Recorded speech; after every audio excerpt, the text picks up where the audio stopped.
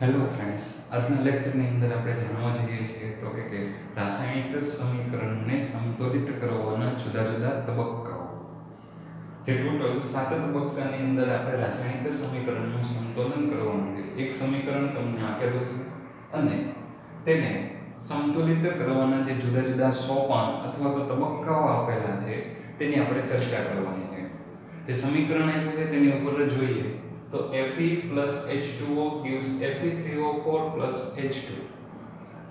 જે સોપાન નંબર 1 છે એની અંદર આપણે શું કરીશું તો કે જે રાસાયણિક સમીકરણ તમને આપવામાં આવેલું છે તેની અંદર ફક્ત જે કોઈ તમને સંયોજન આપ્યા છે તેની ફરતે બોક્સ બનાવો.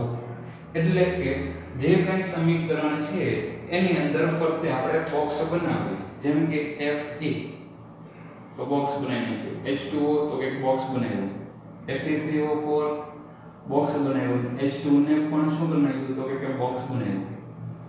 આ બોક્સ બનાવવા પાછળનો અર્થ કેટલો હતો કે હવે તો કે આ સંયોજનની અંદર આ જે Fe3O4 લીધું એમાં કંઈ ફેરફાર નહીં કરવાનો. આગળ સંખ્યા તમે ગુણાકારમાં લઈ શકો સમીકરણને સંતુલિત કરવા માટે, પણ હવે જે આ સંયોજન બોક્સ બનાવે એમાં કંઈ ફેરફાર કરવાનો રહેતો નથી.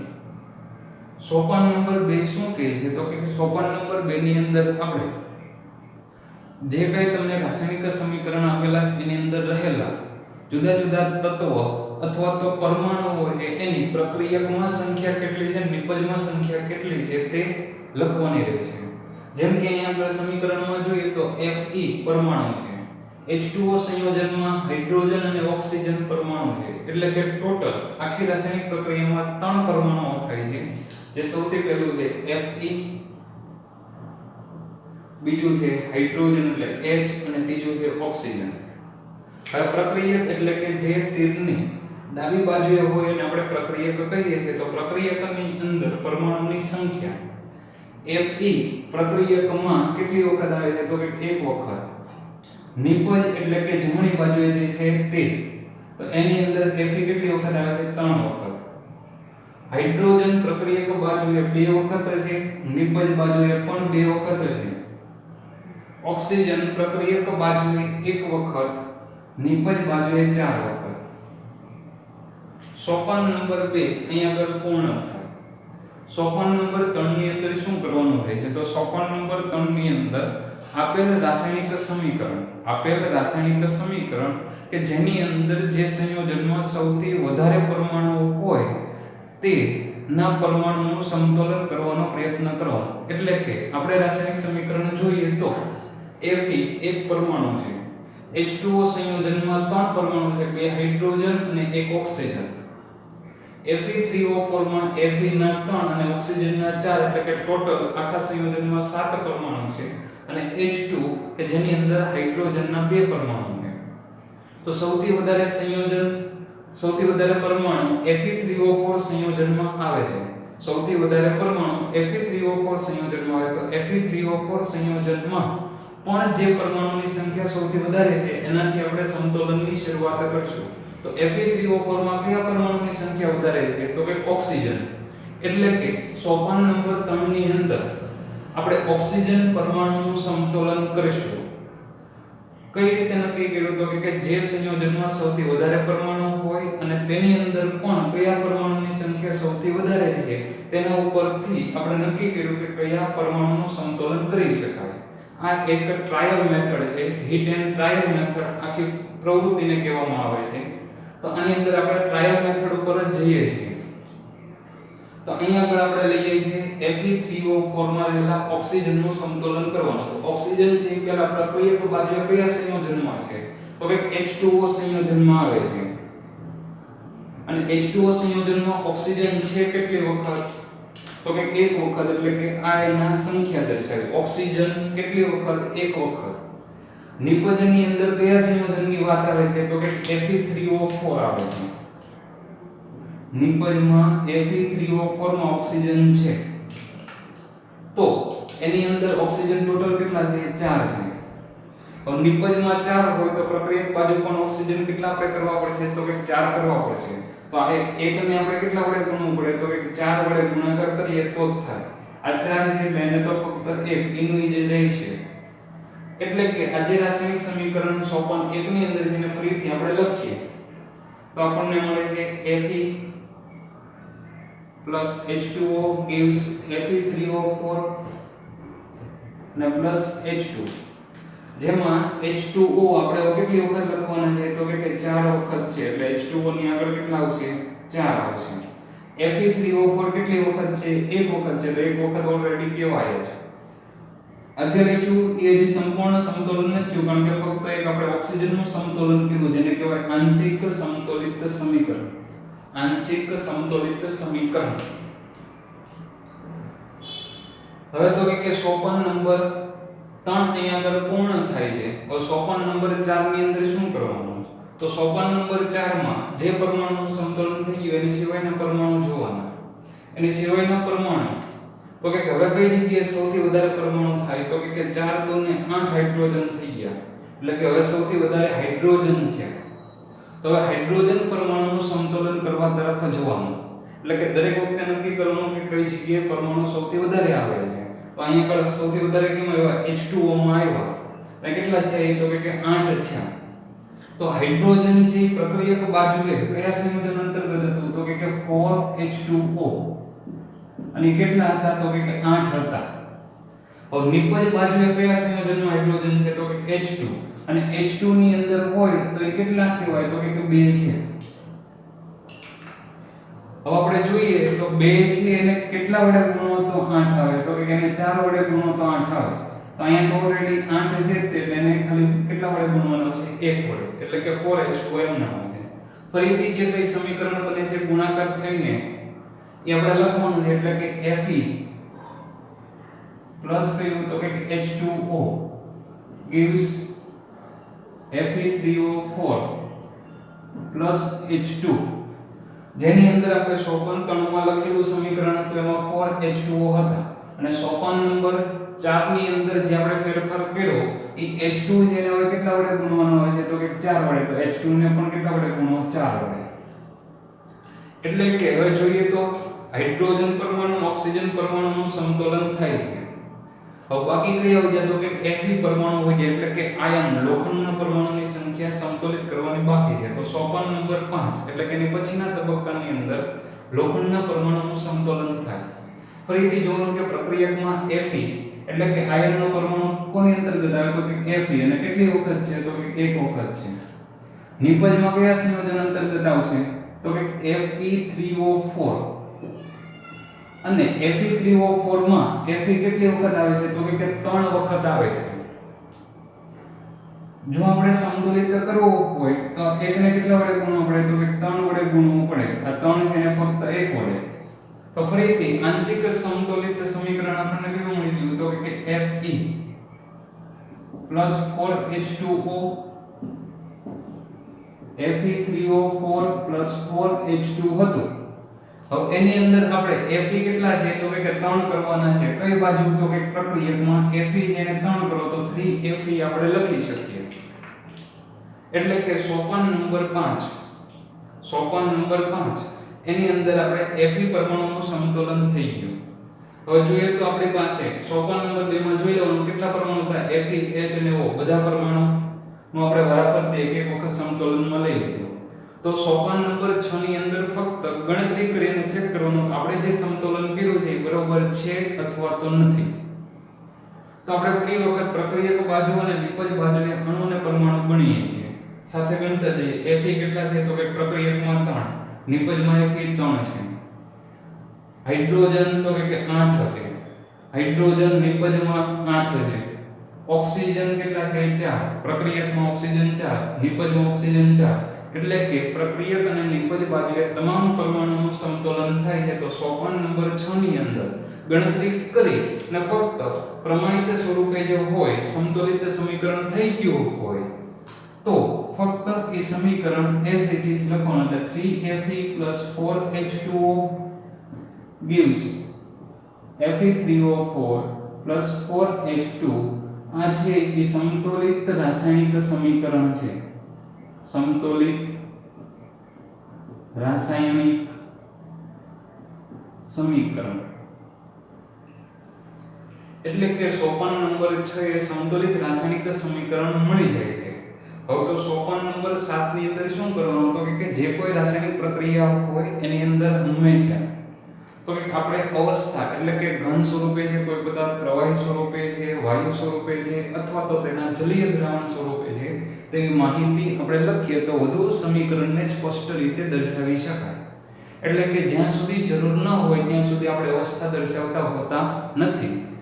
પણ આપણે જે સંતુલિત સમીકરણ કરીએ છીએ એમાં છેલ્લો તબક્કો એટલે કે અવસ્થા હવે લખવાની આવે. સંતુલિત સમીકરણ થઈ જાય પછી આપણે અવસ્થાની વાત કરીએ.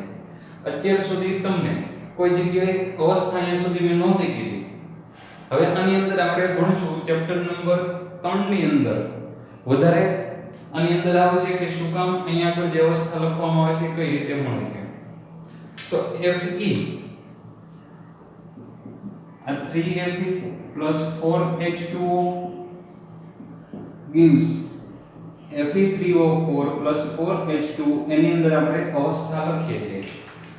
ધ્યાન રાખીએ કે જો પ્રવાહી અવસ્થા હોય તો લિક્વિડ લખાય. પ્રવાહી માટે શું લખાય છે તો કે L. એવી જ રીતે ઘન પદાર્થો હોય તો S, વાયુ સ્વરૂપો હોય તો ગેસ એટલે G અને જલીય દ્રાવણ કોઈ પણ હોય તો એક્યુઅસ સોલ્યુશન એટલે કે એક્યુ લખવામાં આવે છે. તો અહીંયા આગળ જે Fe છે એ જાણીએ કે Fe કયું હોય છે તો કે ઘન સ્વરૂપે હશે. Fe એટલે લોખંડ ધાતુ છે અને લોખંડ ધાતુ છે કયા સ્વરૂપે હોય ઘન સ્વરૂપે તો Fe ની આગળ કયો હોય છે S. H2O તો બધાને ખબર જ છે, વિડિયોને પોઝ કરી અને તમે જણાવો કે H2O માં કઈ અવસ્થા લખી. પરંતુ તમારો જે જવાબ હશે તે કદાચ અહીંયા આગળ ખોટો પડવાની વધુ શક્યતા રહે છે.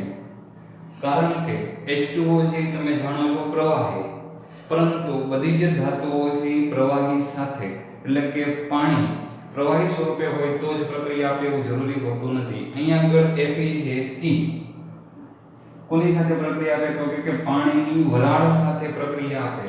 સૌથી પહેલા લેક્ચરની અંદર કીધું હતું કે લોખંડ છે એ વાતાવરણના ભેજ છે એ કયું સ્વરૂપ છે તો કે વાયુ સ્વરૂપની અંદર એટલે કે બાષ્પીભવન થાય છે એવા સ્વરૂપની વાત છે. તો H2O છે એ કયા સ્વરૂપે છે વરાળ સ્વરૂપે હશે. એટલે ખાસ અહીંયા આગળ ધ્યાન રાખવાનું H2O વાયુ સ્વરૂપે હશે. દરેક ધાતુ છે એ ઠંડા ગરમ અને પાણીની વરાળ સાથે પ્રક્રિયાઓ આપે છે જે આપણે ચેપ્ટર 3 ની અંદર ભણવાનું છે. એટલે ત્યાં પૂરતું તમારે યાદ રાખવાનું રહેશે કે લોખંડ ધાતુ પાણીની વરાળ સાથે પ્રક્રિયા આપી અને Fe3O4 સંયોજન આપણને આપે છે. Fe3O4 છે E આયર્ન ઓક્સાઇડ છે જે ઘન સ્વરૂપે હશે અને H2 એટલે કે હાઇડ્રોજન છે એ વાયુ છે એટલે G હશે. Fe3O4 સંયોજન છે આયર્ન ઓક્સાઇડ કહેવામાં આવ્યું છે જેનું રાસાયણિક નામ થશે ફેરસ ફેરિક ઓક્સાઇડ.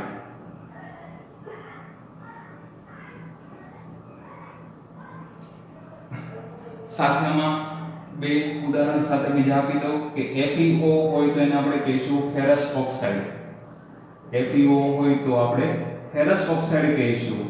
જ્યારે Fe2O3 હશે તો એને આપણે કહીશું ફેરિક ઓક્સાઇડ. અને Fe3O4 હોય તો એને કહેવાય છે ફેરસ ફેરિક ઓક્સાઇડ. એટલે કે સોપાન નંબર 7 ની અંદર શું દર્શાવવાનું હતું તો કે અવસ્થા એટલે કે રાસાયણિક સમીકરણને સંતુલિત કરવાના આપણે જુદા જુદા 7 તબક્કાઓ જોઈએ. પહેલા તબક્કાની અંદર ફક્ત તમારે બોક્સ બનાવવાના છે. બીજા તબક્કાની અંદર પ્રક્રિયક અને નિપજ બાજુએ પરમાણુની સંખ્યા લખવાની છે. ત્રીજા તબક્કાની અંદર સૌથી વધુ પરમાણુ આવતા સંયોજનમાં જે પરમાણુની સંખ્યા સૌથી વધારે હોય એને સંતુલિત કરવાનો પ્રયત્ન કરવાનો. એટલે ઓક્સિજનમાં સૌથી વધારે પરમાણુ છે 4 છે એટલે ઓક્સિજનને સંતુલિત કરવાનો પ્રયત્ન કર્યો. સોપાન નંબર 4 ની અંદર તો કે આંશિક સંતુલિત સમીકરણ લખ્યું તો હાઇડ્રોજનના પરમાણુ સૌથી વધુ થઈ ગયા એટલે હાઇડ્રોજન પરમાણુનું સંતુલન કર્યું. સોપાન નંબર 5 ની અંદર તો કે બાકી રહેલા લોખંડ પરમાણુનું સંતુલન કર્યું. સોપાન નંબર 6 માં ફક્ત ગણતરી ફરીથી કરવાની કે આપણે જે સંતુલન કર્યું છે બરોબર થાય છે કે નથી થતું. જો ન થતું હોય તો ફરીથી બધા તબક્કાને અનુસરવાના.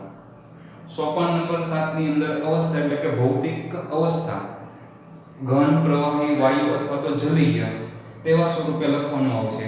ખાસ ધ્યાન રાખશું કે H2O અહીંયા આગળ વરાળ સ્વરૂપે છે અથવા તો વાયુ સ્વરૂપે. વરાળ સ્વરૂપે એટલે કે લોખંડ ધાતુ પાણીની વરાળ સાથે પ્રક્રિયા આપે છે, પાણી સાથે પ્રક્રિયા આપતી નથી. એટલે કે Fe+H2O પણ આ પાણીની વરાળ સાથે પ્રક્રિયા કરતા Fe3O4 ફેરસ ફેરિક ઓક્સાઇડ અને હાઇડ્રોજન વાયુ આપણને પ્રાપ્ત થાય છે. આ મુખ્ય 7 તબક્કા હતા. સાથે તો કે ઘણી વખત પ્રક્રિયા છે એ ચોક્કસ તાપમાને થતી હોય, ચોક્કસ વાતાવરણીય દબાણે થતી હોય કે કોઈ બાહ્ય પરિસ્થિતિ અંતર્ગત થતી હોય, તે પણ ઘણી વખત તેની ઉપર કે નીચે દર્શાવવામાં આવે છે. એની માટે એક ઉદાહરણ સાથે આમાં લઈ લઈએ છીએ.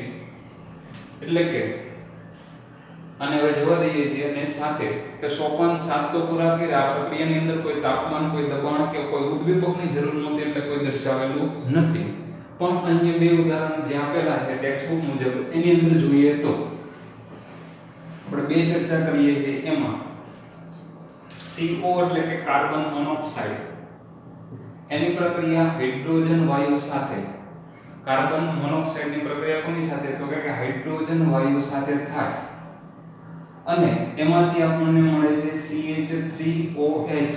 આ CH3OH છે એને આપણે કહીએ છીએ મિથેનોલ. CH3OH છે એને આપણે શું કહીએ છીએ? તો કે મિથેનોલ કહીએ છીએ. અને આ જે પ્રક્રિયા છે ચોક્કસ વાતાવરણીય દબાણે થતી પ્રક્રિયા છે. એટલે કે 240 વાતાવરણીય દબાણ રહેલું હોય છે. એટલે કે આ પ્રક્રિયા માટે તેની ઉપર આવી માહિતી લખવામાં આવે છે. આપણે નિપજ બાજુ જોઈએ તો હાઇડ્રોજન ટોટલ કેટલા છે? 4 છે. હાઇડ્રોજન પ્રક્રિયક બાજુ 2 હોવાથી આગળ કેટલા લખવા પડશે? 2.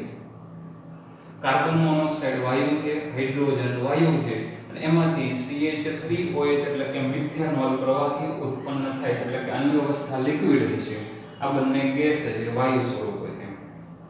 આ ઉપરાંત તો કે જે એક સામાન્ય પ્રક્રિયા કે લીલી વનસ્પતિ પોતે પ્રકાશ સંશ્લેષણની ક્રિયા કરે છે અને પોતાનો ખોરાક છે સૂર્યપ્રકાશની હાજરીમાં જાતે બનાવે છે. તો એની માટેની એક રાસાયણિક પ્રક્રિયા આપણે લખીએ તો કે વાતાવરણની અંદર રહેલો કાર્બન ડાયોક્સાઇડ અને વનસ્પતિએ મૂળ દ્વારા શોષાયેલ પાણી, વાતાવરણની અંદર હાજર સૂર્યપ્રકાશ અને પોતાના પર્ણની અંદર રહેલા ક્લોરોફિલ નામના તત્વ વડે લીલી વનસ્પતિ પોતાનો ખોરાક તૈયાર કરે છે. જે ખોરાક તૈયાર કરે છે ગ્લુકોઝ સ્વરૂપે તૈયાર કરે છે. C6H12O6 ગ્લુકોઝનું અણુસૂત્ર છે. પ્લસ તો કે એની અંદર તો કે કાર્બન ડાયોક્સાઇડ લે એટલે ઓક્સિજન વાયુ મુક્ત કરે એટલે કે +O2 ને સાથે અમુક પાણીના અણુ પણ મુક્ત થતા હોય. પ્રક્રિયા છે એને સંતુલિત કરવા માટે યાદ રાખે હાઇડ્રોજન 12 છે તો સીધા હાઇડ્રોજનને ડબલ કરો. એટલે કે 12 હતા તો 12 લખ્યા. એવી જ રીતે તો કે કાર્બન 6 છે તો 6CO2 કરો. હવે તો કે જે બાકીનું સંતુલન કરવાનું બાકી છે અહીંયા આગળ કેટલા 12 લખ્યા. આપણે હતા કેટલા 12 અહીંયા ટોટલ 24 થઈ જાય છે. તો 24 છે તો અહીંયા આગળ H2 ની આગળ કેટલા કરવા પડશે? જે 12 કરવાના હતા એટલે 6 × 12. C6H12O6 કે જેમાં હાઇડ્રોજન 12 છે. H2O હતા તેની આગળ આપણે 12 લખ્યા એટલે અહીંયા આગળ ટોટલ 24 થઈ ગયા. પ્રક્રિયકમાં 24 છે, નિપજમાં 24 કરવો હોય તો 12 કાઢો 12 વધ્યા. 12 કરવાના હતા એટલે 6 વડે ગુણાકાર. હવે ઓક્સિજન જોઈએ તો ઓક્સિજન છે એ 6 × 12 12 ને 12 ટોટલ કેટલા કરવાના? 24 કરવાના છે. એમાંથી 6 અને 6 એટલે કે 12 દૂર થઈ ગયા. વધ્યા 12 કરો એટલે કેટલા વડે ગુણવું પડે? 6 વડે. 6CO2 + 12H2O સૂર્યપ્રકાશની હાજરીમાં ક્લોરોફિલ વડે લીલી વનસ્પતિ પોતાનો ખોરાક ગ્લુકોઝ સ્વરૂપે તૈયાર કરે છે. એટલે કે આજના લેક્ચરની અંદર એક આપણે સમીકરણને સંતુલિત કરવાના જુદા જુદા તબક્કાઓ જોઈએ અને સાથે બે અહીંયા રાસાયણિક પ્રક્રિયાઓ જોઈએ. જય હિન્દ, જય ભારત.